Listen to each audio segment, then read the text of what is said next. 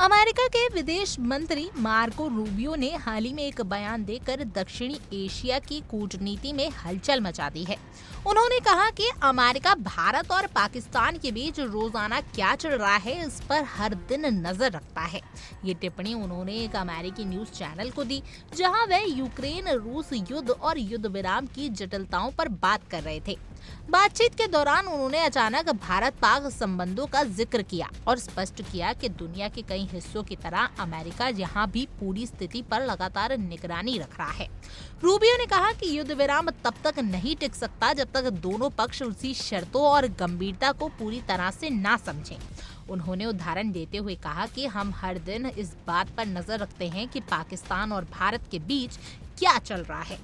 इसके साथ ही उन्होंने कंबोडिया और थाईलैंड का भी उल्लेख किया, जो बताता है कि अमेरिका अपनी निगरानी केवल युद्धग्रस्त इलाकों तक सीमित नहीं रखता, बल्कि संभावित तनाव क्षेत्रों पर भी बरकरार नजर रखता है।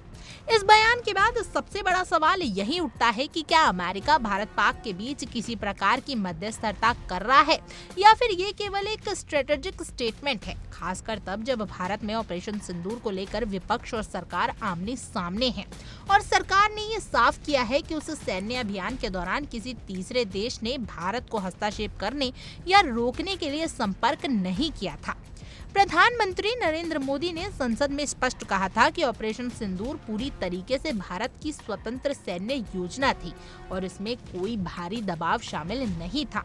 विदेश मंत्री एस जयशंकर ने भी इस बात की पुष्टि की थी कि पाकिस्तान के साथ युद्ध विराम समझौते में किसी तीसरे पक्ष की भूमिका नहीं रही। रूबियो ने अपने इंटरव्यू में अमेरिका के राष्ट्रपति डोनाल्ड ट्रंप का भी नाम लिया और कहा कि वह उन भाग्यशाली देशों में से हैं जहां राष्ट्रपति ने शांति को सर्वोच्च प्राथमिकता दी है। उन्होंने कहा, हमने शांति की कोशिश भारत पाकिस्तान में भी देखी। ये बयान एक बार फिर ट्रंप प्रशासन के उस दौर की याद दिलाता है जब ट्रंप ने कश्मीर मुद्दे पर मध्यस्थता की बात कहकर भारत की संप्रभुता पर अप्रत्यक्ष सवाल उठाया था। भारत ने तब भी ऐसी किसी मध्यस्थता से साफ इनकार कर दिया था। बयान का दूसरा पहलू ये भी है कि अमेरिका यूक्रेन रूस युद्ध को लेकर एक स्थायी युद्ध विराम नहीं बल्कि एक शांति समझौते की दिशा में बढ़ना चाहता है। इसका मतलब है कि वो जानता है कि केवल संघर्ष रोकना काफी नहीं, बल्कि उसे भविष्य में दोहराए जाने से रोकने के लिए कूटनीतिक हल जरूरी है। इसी संबंध में जब उन्होंने भारत पाक संबंधों का उदाहरण दिया तो ये साफ हो गया कि अमेरिका ऐसे सभी संघर्षों को दीर्घकालीन समाधान की नजर से देख रहा है, दीर्घकालिक समाधान की नजर से देख रहा है, जिसमें स्थायी शांति एक प्राथमिक लक्ष्य हो।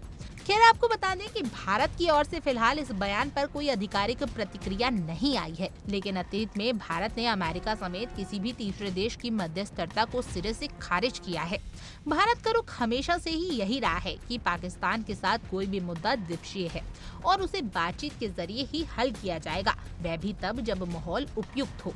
कुल मिलाकर मार्को रूबियो का बयान महज एक इंटरव्यू का हिस्सा नहीं था, बल्कि इसमें कई कूटनीतिक संकेत छिपे थे। एक तरफ अमेरिका खुद को एक वैश्विक संतुलनकारी शक्ति के रूप में दिखाना चाहता है, वहीं दूसरी ओर भारत अपनी संप्रभुता और निर्णय लेने की क्षमता पर किसी भी प्रकार की निगरानी या दबाव को स्वीकार करने के मूड में नहीं है।